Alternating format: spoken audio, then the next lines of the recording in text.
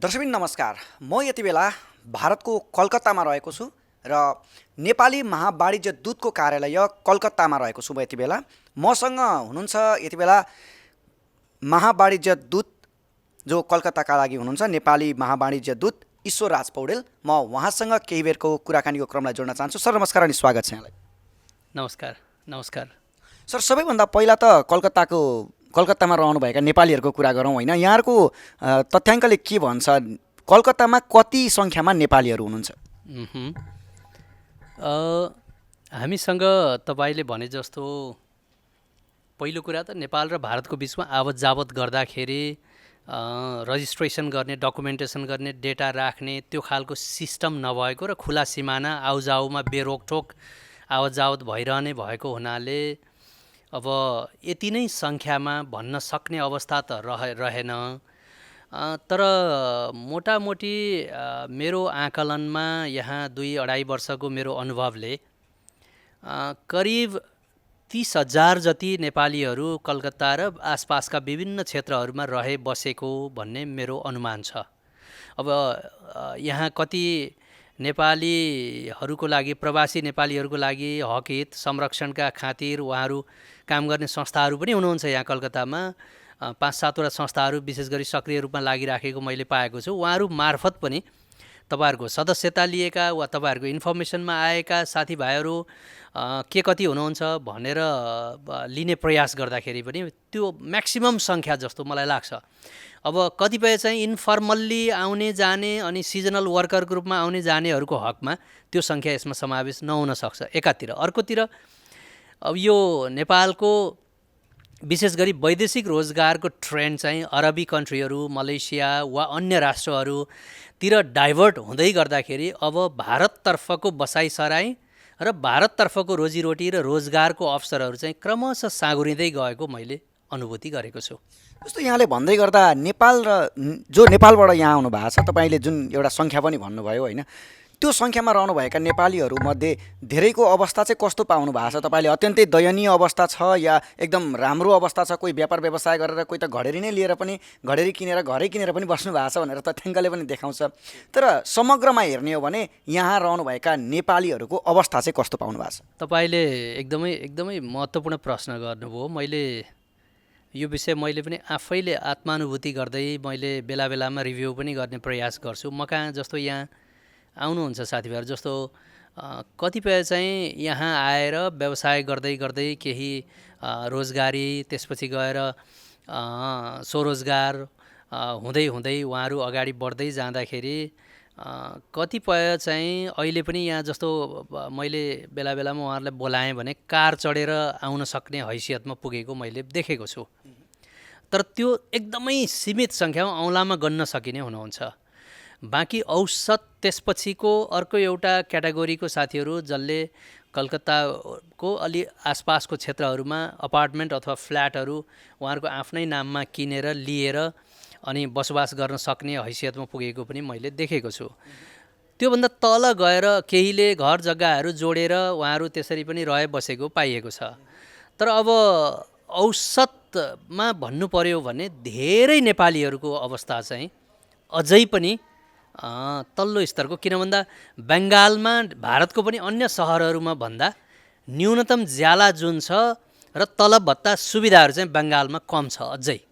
यहाँको चाहिँ गत विगतको त्यो यहाँको सरकारको लिग्यासी भन्नुहोस्, त्यसपछि गएर न्यूनतम ज्याला दर भन्नुहोस्, त्यो हिसाबले हेर्दाखेरि पनि बङ्गालमा अझै पनि जस्तो यहीँ हामीले देख्छौँ नेपालीहरू मात्र नभएर बङ्गालीहरू नै पनि 10-12 हजार भारूमा महिनाभरि काम गर्ने राम्रै मान्छेहरूलाई काममा लगाएको भारतीयहरूलाई, नेपालीहरूको भनिनँ मैले, त्यो पनि यहाँ देखिन्छ। भनेपछि नेपालीहरूले पनि त्यसमा एडजस्ट गर्दै आफूलाई तपाईँको एडजस्टमेन्ट गर्दै गर्दै लानुपर्ने बाध्यता हुनसक्छ। त्यसले गर्दा न्यून आम्दानी, न्यून आयमा तपाईँको जीवनस्तर त अवश्य न्यून हुन्छ।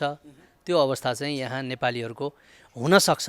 तर त्यो स्थिति जस्तो कतिपय चाहिँ खानै नपुग्ने, त्यसपछि गएर अन्य आपतमा परेको बेलामा त्यो फेरि यदाकदा एकदमै रेयरली दुर्लभ, जस्तो यो 2-2.5 वर्षको बिचमा 2-4 जनालाई पनि त्यो स्थितिमा पुगेको भन्ने आएको छ र हामीले पनि केही सहयोग अनि प्रवासी नेपालीहरूको तर्फबाट पनि केही सहयोग गरेर रेस्क्यु गरेर नेपालसम्म पुर्याउनु पर्ने अवस्थामा एकदमै नगण्य व्यक्तिहरू चाहिँ देखिन्छ।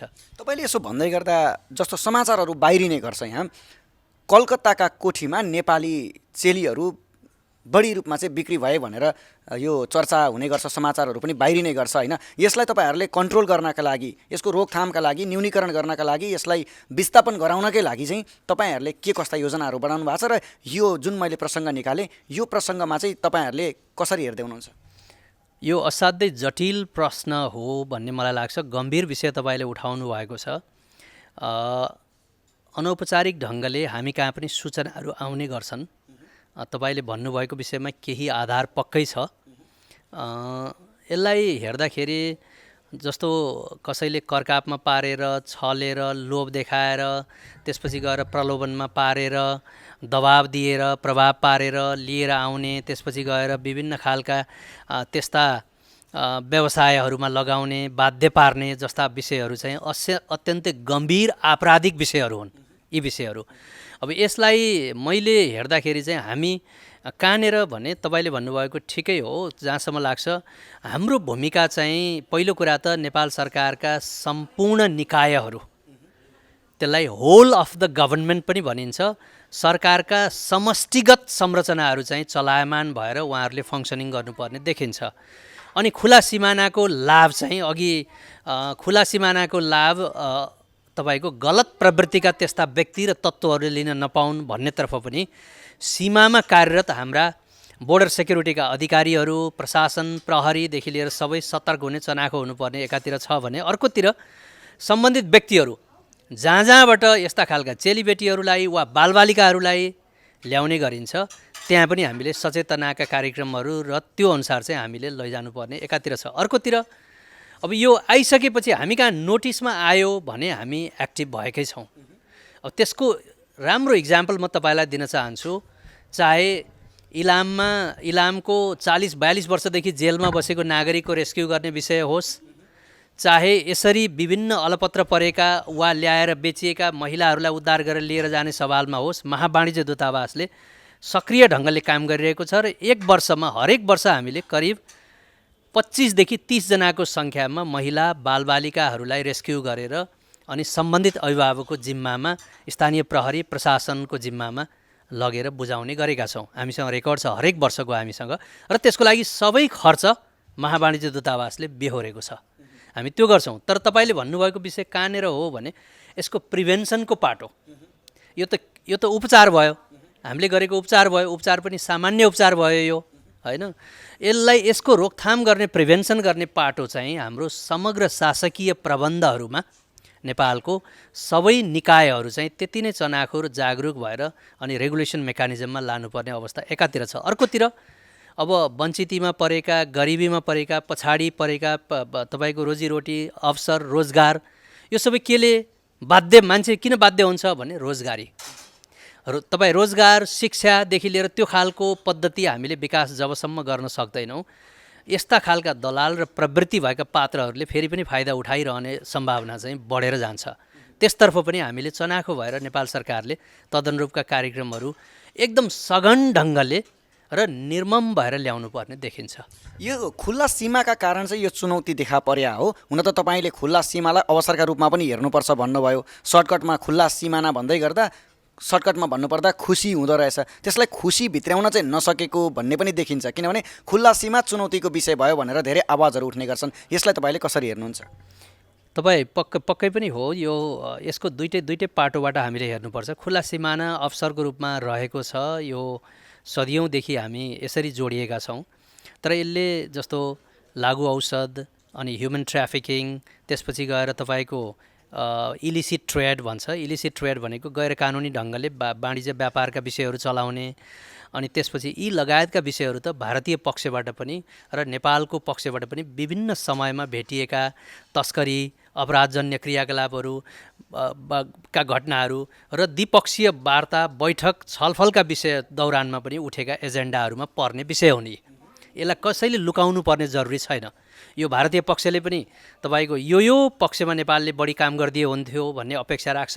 नेपालले पनि ह्युमन ट्राफिकिङको क्षेत्रमा बढीभन्दा बढी भारतीय पक्षले सक्रियतापूर्वक काम गरिदिए हुन्थ्यो भन्ने विषय चाहिँ राखेको छ। राख्दै पनि हामीले सदियौँदेखिका यी समस्याहरू चाहिँ जेलिएर आइराखेका छन् हामीसँग।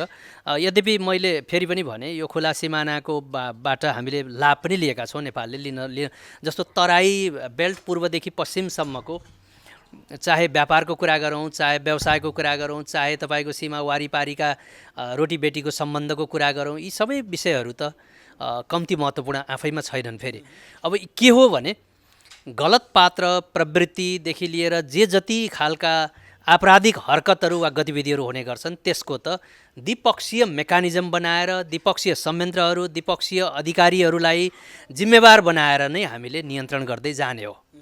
र तपाईँ ट्राभल गर्नुहुन्छ, जेन्युइन ट्राभलरले दुःख पाउनु भएन, गलत पात्र र प्रवृत्तिहरूले सुख पाउनु भएन। त्यसमा चाहिँ हामी दुईटै पक्ष सचेत हुनु जरुरी छ।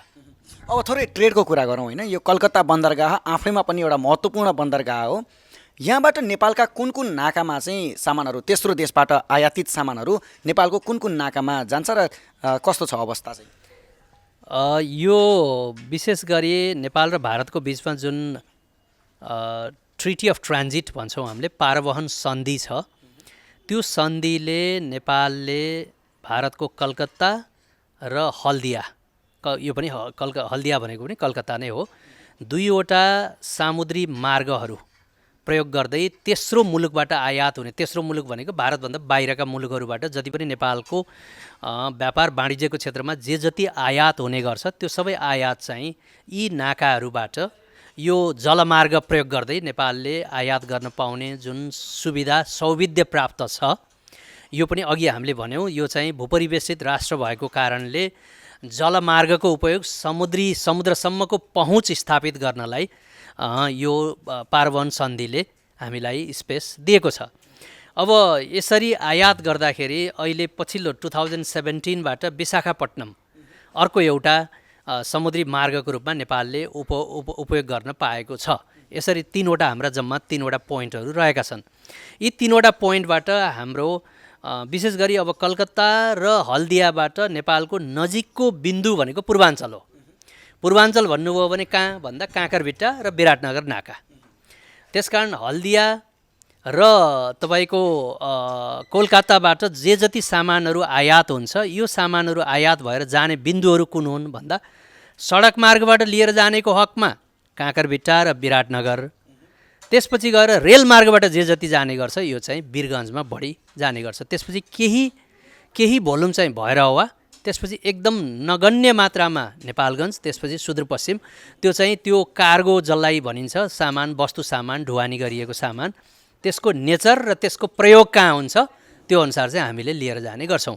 यसरी लाँदा एक वर्षभरिमा विशाखापट्टनम, कलकत्ता र हल्दिया समेत गरीबाट करिब 1 लाख कन्टेनरको सङ्ख्यामा हामीले सामानहरू ढुवानी गर्दा रहेछौँ। तेस्रो मुलुकबाट ढुवानी, थर्ड कन्ट्री ट्रेड जुन भन्ने गर्छौँ हामीले, 1 लाख कन्टेनर भनेको त्यो 1 लाख पटकको 1 लाख ट्रक नै हो। त्यो 1 लाखवटा ट्रक भन्नुहोस्, किन भन्दा एउटा कन्टेनरलाई हालेर लिएर जाने कि त रेलमा हो कि तपाईँको ट्रकमा हो। ट्रकमा लिएर जाँदा एउटा ट्रकले एउटा कन्टेनर बोक्ने गर्छ।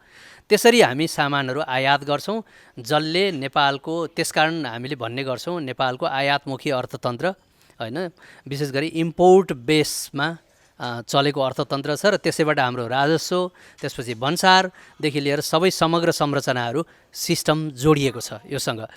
पछिल्लो पटक तपाईँले हेर्नुभयो भने आयात घटेपछि र आयातमा रेस्ट्रिक्सन्स लगाउँदै गर्दा हाम्रो भन्सार पनि घट्यो। त्यसपछि नेपाल सरकारले फेरि त्यो नीतिलाई पुनरावलोकन गरेर आयात खुला गरेको अवस्था छ। अब यसरी हेर्दा हामीले यसलाई दैनिक रूपमा सहजीकरण गर्ने गर्छौँ। अब यो कलकत्ता त्यही हाम्रो पारवहन सन्धिले दिएको अधिकार प्रयोग गरेर यो महावाणिज्य दूतावासले यी ठाउँहरू विशेष गरी हल्दिया र कलकत्ताबाट हुने आयात जुन छ दैनिक रूपमा अहिले तपाईँले मैले कुरा गर्दै गर्दा पनि अहिले राइट नाउ नेपालतर्फ तपाईँको केही नभए पनि 400-500 ट्रकहरू वा 2-4वटा रेलहरू चाहिँ दौडिरहेकै छन्, त्यो सामान बोकेर नेपालतर्फ गइरहेको छ। हामीले अहिले कुरा गर्दै गर्दाखेरि पनि त्यो भोल्युममा हाम्रो यो थर्ड कन्ट्री ट्रेड चाहिँ चलिराखेको छ, सुचारू छ।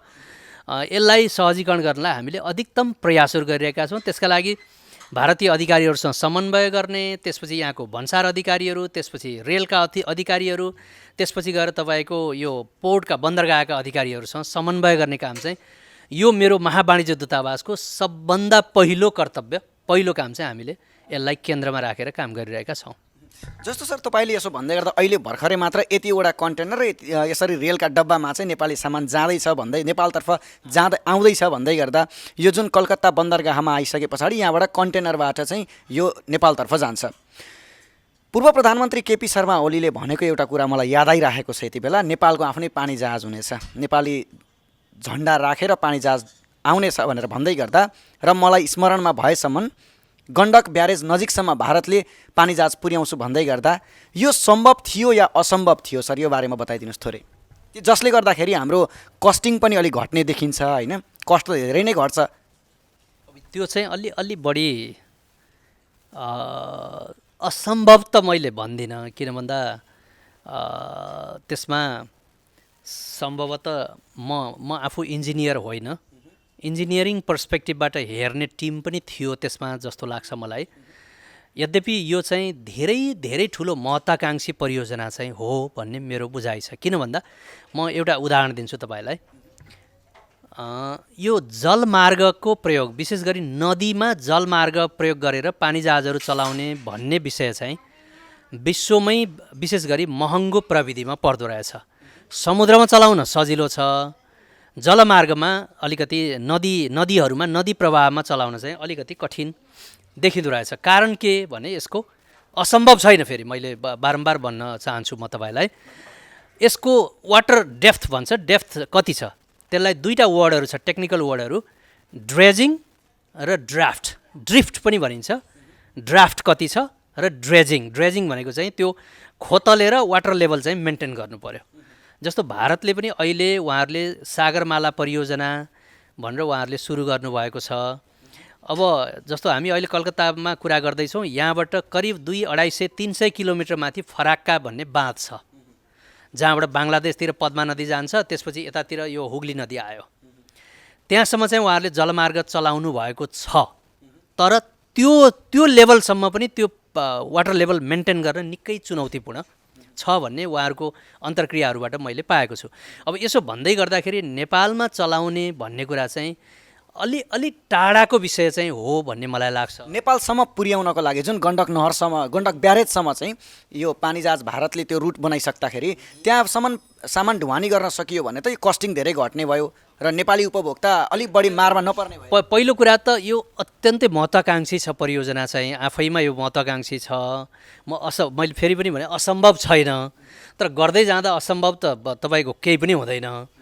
तर यो यति धेरै खर्चिलो र ठुलो परियोजना हुनसक्छ नि यो एकातिर। अर्कोतिर फेरि नदीमा लिएर जाने भनेको ठुला जहाज होइन, सानो जहाज हो। जसरी हामीले समुद्रमा ठुला तपाईँको भेसलहरू आउने गर्छन्, यो त दुई खालको हुन्छ हो। नदीमा चल्ने भनेको त्यो पनि नेपालका नदीहरूमा जाने भनेको भोलि भविष्यमा ठुला एकदमै हजारौँ कन्टेनर बोकेर जाने, जस्तो यहाँ आउने त हजारौँ कन्टेनर बोकेर आउने उहरू हो, जहाजहरू हो। त्यो स्केलको जहाजहरू जाँदैन। नेपालमा जाने चाहिँ 100को सङ्ख्यामा जाला वा 50को सङ्ख्यामा जाला, सानो स्केलको जाने हो। त्यसकारण त्यसको छुट्टै अध्ययनको विषय बन्न सक्छ। त्यसमा मैले त्यो इन डेप्थमा मैले नहेरेको हुनाले र इन्जिनियर नभएको हुनाले मैले धेरै नबोलौँ भन्ने लाग्छ मलाई। खैर ठिकै छ, हामीले ट्रेडको बारेमा पनि कुरा गऱ्यौँ होइन। म थोरै कलकत्तामा आइसके पछाडि यो नेपाली कल्चरको बारेमा पनि कुरा गर्ने मन लागिहाल्यो तपाईँसँग मलाई। कलकत्तामा नेपाली कला र संस्कृतिको प्रवर्धनका क्षेत्रमा पनि धेरै कामहरू भएको मैले देखेको छु होइन। तपाईँले देख्दै गर्दा जति हुनुपर्ने थियो त्यो भएको छ या छैन, अहिलेसम्म जे भएको छ तपाईँले कसरी हेर्नु भएको छ? विशेष गरी यो बिचमा पेन्डेमिकले, कोभिडले गर्दा अलिकति तपाईँले भनेको प्रश्न सान्दर्भिक छ, त्यसमा केही सुस्तता आएकै हो। तर यहाँको प्रवासी नेपालीहरूको सक्रियतामा हामीले भर्खरै मात्रै पनि करिब 3 महिना अगाडि नेपाली साहित्य सम्मेलन भनेर भव्य एउटा कार्यक्रम गऱ्यौँ। त्यसमा दिल्लीबाट पनि सहयोग थियो, नेपालको दूतावासबाट, यहाँबाट पनि मैले आर्थिक सहयोग, अन्य सहयोगहरू पनि गरेको छु। र त्यसमा चाहिँ प्रवासी नेपालीहरू आसाम, मेघालय, त्यसपछि गएर तपाईँको सिक्किम हुँदै भारतमा रहेका भारतीय नेपालीहरू र भारतमा रहेका नेपालीहरू, प्रवासी नेपालीहरू समेतको सबैको सक्रिय सहभागिता थियो र बृहत सांस्कृतिक कार्यक्रमसहित कार्यपत्रहरू, काठमाडौँबाट आउनुभएका दिग्गज साहित्यकारहरू, होइन, कलम चलाउने, साहित्यको क्षेत्रमा कलम चलाउने दिग्गज अग्रजहरूलाई लिएर आएर उहाँहरूले भव्य कार्यक्रम गर्नुभएको थियो। यही हलमा एक बेलुका मैले रात्रि भोजको कार्यक्रम पनि सँगै राखेको थिएँ। यो करिब 3 महिना 4 महिना अगाडिको कुरा हो। यसरी भाषा, कला र साहित्यको क्षेत्रमा उहाँहरूले कार्यक्रमहरू गरिरहनु भएको छ र यो हाम्रो फेरि यो महावाणिज्य दूतावासको प्राइमरी कर्तव्य पनि हो। हाम्रो काम कर्तव्यभित्रै पर्न आउँछ। हामीले पनि वार्षिक रूपमा यस्ता कार्यक्रमहरू गर्ने गर्छौँ। त्यसै गरी शिवरात्रिमा यहाँ भव्य, यहीँभित्र तपाईँले हेर्नुभयो भने हामी कहाँ पशुपतिनाथको मन्दिर छ। शिवरात्रिमा पनि हामीले भव्य पूजा गर्छौँ र यहाँको कलकत्ताको हिन्दू धर्मावलम्बीहरू अनि यहाँका अग्रज व्यवसायीहरू, अग्रज तपाईँको सिनियर लेभलका व्यक्तित्वहरूलाई बोलाएर यहीँ हामीले एउटा कार्यक्रम वर्षेनी गर्ने गर्छौँ। यसरी पनि हामीले जोड्ने प्रयास चाहिँ गरिरहेका छौँ। यद्यपि तपाईँले भने जस्तो यी प्रयासहरू यथेष्ट छैनन्, होइन, यसलाई बढाउनु पर्ने आवश्यकता चाहिँ पक्कै छ। कलकत्ताको यो बङ्गालको नेपालप्रतिको सदाशयता, उहाँहरूको सौहार्दता असाध्यै राम्रो पनि छ, न्यानो छ। अनि हाम्रो भाषा करिब धेरै मिल्छ, संस्कृति सबै मिल्छ, होइन। दुर्गा पूजा हामीले दसैँ भन्ने गर्छौँ, यहाँ दुर्गा पूजा दुर्गा पुजो भन्ने गर्नुहुन्छ उहाँहरू। भव्य रूपमा मनाउने यहाँको चलन छ। यी लगायतका विषयहरूले पनि हामीलाई जोडेको छ। अनि कलकत्ताको यहाँको बङ्गालको मान्छेहरू नेपाल भनेपछि उहाँहरू हृदयदेखि नै भुत्तुक्कै हुनुहुन्छ। म त्यहाँनिर जोड्न आँट्दै थिएँ। अब अन्त्यमा हामी धेरै समय पनि तपाईँको लिइसकेका छौँ, यहाँको एकदमै व्यस्त समय उपलब्ध गराइराख्नु भएको छ। अब अन्त्यमा नेपालको पर्यटन क्षेत्रको प्रवर्धनका लागि, विकासका लागि के गर्न सकिएला तपाईँको क्षेत्रबाट, तपाईँको यो कार्यालयबाट चाहिँ, र कलकत्ताले समग्र हेर्दाखेरि, समग्र भारतले हेर्दाखेरि के गर्न सकिन्छ? पर्यटनमा मैले देखेको सम्भावनाहरू जस्तो तपाईँले भन्दै गर्दा मैले एउटा अघि छुटाएको एउटा विषय चाहिँ चियाको उत्पादन, मौलिक चियाको उत्पादन र त्यसको बजार पनि यो कलकत्ता नै हो। र चियाको बेला बेलामा आउने समस्यालाई पनि हामीले समाधान गर्ने प्रयास चाहिँ यहाँबाट अत्यधिक गरिराखेका छौँ। अब रह्यो चिया किन जोडेको भने चिया इलामसँग प्रसिद्धि पाएको विषय भयो। अनि पर्यटनसँग जोड्दाखेरि हामीले कसरी जानुपर्ने देखिन्छ भने एउटा B2B व्यवसायी र व्यवसायीको बिचमा सम्बन्ध प्रगाढ बनाएर लिएर जानु पर्यो। यहाँ हुने मेला महोत्सवदेखि लिएर सबैमा हाम्रो उपस्थिति बिस्तारै बढाउनु पर्ने देखिन्छ। त्यसको लागि लगानी, राज्यको तर्फबाट लगानी गर्नुपर्ने देखियो। जस्तो यहाँ ठुल्ठुला BGBS भने बेङ्गाल गभर्नमेन्ट बिजनेस समिट भन्ने हुँदैछ अब यस वर्षको पनि ठुलो। त्यसमा विभिन्न देशबाट 15-17वटा देशबाट डेलिगेसन आउनुभयो। हामी कहाँबाट गत साल आउनु भएन। मैले धेरै पत्राचार गरेँ, धेरै फलोअप गरेँ, टेलिफोन गरेँ, मन्त्रीज्यूलाई लिएर आउनु पर्यो सेन्टरबाट भन्ने प्रयास गरेँ, तर सकिएन पोहोर साल। मैले भन्न खोजेको हाम्रो पनि के देखियो भने सबै नेपालको दक्षिणतर्फको यात्रा भन्यो भने दिल्लीतिर मात्रै सेन्टर देखियो। कलकत्ता नेपालतर्फबाट पनि स्याडोमा पारेको देखियो। त्यहाँको व्यवसायहरू, त्यहाँको पर्यटन, त्यहाँको होटेल, त्यहाँको सबै तपाईँको सबै क्षेत्रबाट चाहिँ कलकत्ता किन भन्दा यता कोल्टे पर्यो नि, कोल्टे पर्दै गएको देखियो नेपालले पनि। यताबाट मात्रै होइन। अब रह्यो फेरि हामीले गर्ने त के हो भने गर्दै जाँदा बेटर बनाएर लिएर जाने हो। लाने अवसरहरू कहाँबाट जोडिन्छ भने अब तपाईँले पर्यटनसँग जोड्नुभयो। B2Bबाट हामी पूर्वाञ्चलको अघि कलकत्ता पाथिभराको कुरा गरौँ, वा तपाईँको हाम्रो हिमालयन ट्रेकका कुराहरू गरौँ, होइन, ट्रेकिङ एडभेन्चरका कुराहरू गरौँ। त्योसँग जोड्ने, यहाँबाट बढीभन्दा बढी मानिसहरू लाने हो। प्याकेजमा बढीभन्दा बढी प्याकेजहरू लान सक्नु पर्यो, एउटा कुरा। दोस्रो कुरा के हो भन्नुहोला भने अब कलकत्ता र जस्तो मुस्किलले पेन्डेमिक पछि, यो कोरोना पछि हाम्रो 1.5 वर्ष 2 वर्ष त एयरप्लेनसँगको सम्बन्ध नै विच्छेद भयो। करिब 2 वर्ष डिस्कनेक्टेड भयो। काठमाडौँसम्मको फ्लाइट फेरि सुरु गर्न पनि निकै धेरै ठुलो मेहनत गर्नु पर्यो। अहिले चलेको छ। दोस्रो कुरा कनेक्टिभिटी बढाउनु पर्यो। कनेक्टिभिटी बढाउँदा अब दुईवटा कुरा देख्छु मैले सम्भावना। एउटा कलकत्ताबाट लुम्बिनी भैरवा र अर्को कलकत्ताबाट पोखरा। रेगुलर दिनको एउटा फ्लाइट हुनु पर्यो, तब न यहाँबाट मान्छेहरू तपाईँको त्यो जहाजभरि लिएर जान सक्छौँ हामीले। त्यसपछि गएर पूर्वाञ्चलसम्मको यात्रा सुगम सहज बनाउनलाई हामीले सकिन्छ भने सुरुवात गर्ने कहाँबाट भन्दाखेरि कलकत्ताबाट काठमाडौँको गाडी, जस्तो दिल्ली काठमाडौँ त चलाइरहेछौँ नि हामीले बस, त्यसै गरी कलकत्ताबाट काठमाडौँको बस सेवा, यात्रु सेवा अहिले सिलिगुडीबाट सुरु भयो। होइन, कलकत्ता काठमाडौँ चलाउन सक्छौँ। अर्को कलकत्ताबाट पूर्वाञ्चलसम्म जोड्ने गरेर पनि कनेक्टिभिटी हामीले बढाउन सक्यौँ भने यात्रा यहीँबाट सुगम भएर उनीहरू यात्रा गर्न सक्छन्, जान आउन सक्छन् भने त स्वतः सङ्ख्या बढ्ने भयो नि। हामीलाई त क्लाइन्ट चाहिएको हो नि। पर्यटन भनेकै के हो भन्दा व्यक्तिहरू पुग्नु पऱ्यो बढीभन्दा बढी त्यसबाट। अनि त्यसपछि गएर व्यवसायसँग पनि जोड्नु पऱ्यो हामीले। व्यवसाय कसरी भन्दा यी चाहे उत्पादनबाट जोडौँ हामीले, होइन, अलैँचीको कुरा गरौँ, त्यसपछि गएर तपाईँ अर्को यो विशेष गरी अदुवाको कुरा गरौँ वा चियाको कुरा गरौँ। सबभन्दा बढी चिया र अदुवा, त्यसपछि गएर यो अलैँचीबाट बढी कलकत्ता जोडिएको देखाएको छु मैले। यति 2-3वटा प्रडक्टहरू प्राइमेरी प्रडक्टको रूपमा यी देखिएको छ। यसबाट बढीभन्दा बढी जोड्ने र मान्छेहरू पनि लिएर जाने अनि चलायमान बनाउने तरिकाहरू यिनै हुन् भन्ने लाग्छ मलाई। भनेपछि कलकत्ता र नेपालको जुन यो टुरिज्म सेक्टरको कुरा गर्दै गर्दा सम्भावना प्रचुर छ यदि गर्न सकियो भने। राइट। हामीले होइन, गर्न धेरै बाँकी छ। नेपालले नै गर्न धेरै बाँकी छ। यसको लागि जस्तो हरेक क्षेत्रमा नेपालतर्फ पनि तपाईँको पर्यटकीय पूर्वाधार त्यो ढङ्गका विकास गर्दै लानु पर्यो। 2-3वटा कुराहरू जस्तो तपाईँ आज कलकत्तामा हुनुहुन्छ, बाहिर गएर कहीँ पनि खाना खानुहोस्, सामान्यतया तपाईँले यत्तिको होटलमा बसेर मैले खाना खाएँ भनेपछि यहाँ डायरिया होला, तपाईँलाई केही होला भन्नु पर्दैन ढुक्कले। एउटा पे तपाईँले तिर्नुहुन्छ, त्यो तिरे बमोजिमको सन्तुष्ट हुने गरी खानु पाउनुहुन्छ। त्यो कुरा नेपालमा सुनिश्चित हुनु पऱ्यो नि पर्यटकलाई। अझै पनि हामी कहाँ त्यो भइसकेको छैन। तपाईँ बाटोमा यात्रा गर्दै जानुहोस्, बाटोको होटलहरूको स्ट्यान्डर्ड हेर्नुहोस्, यहाँको ढाबाको स्ट्यान्डर्ड हेर्दा ढाबा भने हुन्छ। भेजिटेरियन खाना खानुहुन्छ कि ननभेज खानुहुन्छ, स्ट्यान्डर्ड खाना मैले धेरै पटक यात्रा गर्दा बाटोमा त्यो क्वालिटी पाएको छु। हामी कहाँ यहाँ फरक देखेको छु है मैले। हामीले त्यसतर्फ काम गर्नुपर्ने देखिन्छ। त्यसका लागि नेपालका होटल व्यवसायीहरूले पनि यो कुरालाई चाहिँ ध्यान व्यवसायीहरू, त्यसपछि क्वालिटी नियमन गर्ने पालिकाहरू भन्नुहोस् वा गुणस्तर हेर्ने कार्यालयहरू भन्नुहोस्, उहाँहरूको पनि भूमिका चाहिँ छ है। हेर्नुहोस्, यहाँ तपाईँले त्यो बिलो क्वालिटीको खाना खुवायो भनेदेखि यिनीहरूको त जरिवाना र अन्य कुराहरू त कानुनले त यिनीहरूको त साह्रै ठुलो कठोर छ नि। कानुनको इन्फोर्समेन्ट पनि कडा छ क्या। त्यसलाई पनि हामीले बलियो बनाउँदै लानुपर्छ है। हामी कहाँ के देखियो भने सरकार डन्डा मात्रै लिएर जान खोज्यो, त्यो पनि होइन। होइन, निजी क्षेत्र व्यवसायहरू नाफा मात्रै कमाउने कसरी सकिन्छ छिटो भन्नेतिर गयो, त्यो पनि होइन। दुइटै कुरा मिलाएरै लिएर जानुपर्छ। जहाँ कहीँ पनि यहाँको देखियो हेर्नुभयो भने तपाईँले सरकार पनि बलियो छ, निजी क्षेत्र पनि बलियो छ। दुइटै बलियो भयो भने सबै कुरा बलियो हुँदै जाने रहेछ। तपाईँको दाहिने हात पनि बलियो, देब्रे हात एउटा यसो लत्रियो भने त अपाङ्ग भइगयो नि, त्यो देखिन्छ। अब अन्त्यमा के भन्न चाहनुहुन्छ? अन्तमा अब आज त विशेष गरी यो सुन्तला महोत्सवकै विषय छ होइन।